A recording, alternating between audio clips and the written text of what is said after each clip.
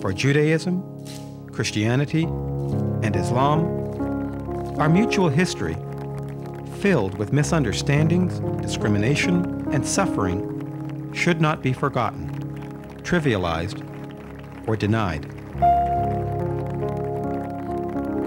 As we approach the end of the millennium, we have occasion to reflect upon our history and to anticipate our future. Well, the purpose of interreligious dialogue is to meet the needs of the modern world. There was a time when people who practiced these religions lived in their different corners of the world. Today, we are all living together, and for a variety of reasons, we have misinformation about each other. The dialogue will help to correct our understanding of each other and hopefully enable us to face the problems of the 21st century in a more amicable way than we have done in the past. I think, in the modern world in recent years, there have been three enormous revolutions, and one of them is the fact that we are listening to interfaith voices. We're listening to other voices in our churches, and they're listening to ours. I think we're also listening to the voices of the poor, and that's another revolution that's occurring. But I also think the third one is we're listening to the voices of women. So those are three new voices coming into our consciousness, and they interlock.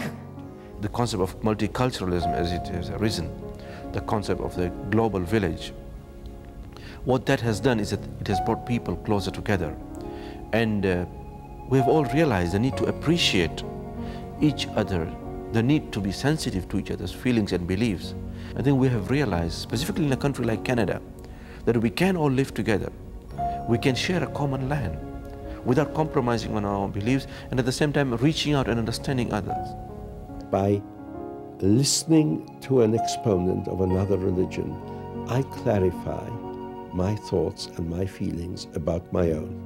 So the good thing about dialogue is that you come out not because you have reached an understanding, but because you have been affirmed in your own faith. Also, you learn to respect the power of faith. You see someone else with whom you disagree, who is a good person, who holds views which you cannot possibly share, but with a passion and a commitment to God which one has to respect. So these are this is the fascination for me with interfaith dialogue. But it's not simple, idyllic, holding hands together and saying, now let's walk hand in hand towards the promised land. Maybe we have something to learn from the ordinary folks, both in Canada and the United States, because they are a perfect example, a microcosm of what religions have taught us to do. 99.999% of the people live in peace and harmony with each other. They bear no resemblance to the headlines I read in the newspaper. And they bear no resemblance to what I see on my television, the mayhem and fighting and so on and so forth. Which is where I think people in North America are far ahead of their politicians and far ahead of their religious leaders and far ahead of certainly the media.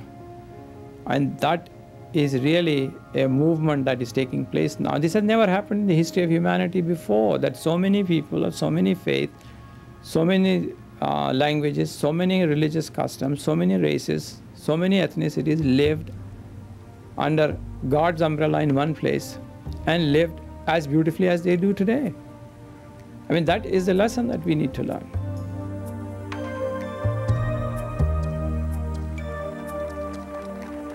As people of faith, as people of the book, we are heirs to a legacy of God's revelation and love which points to another possibility, another way to live together.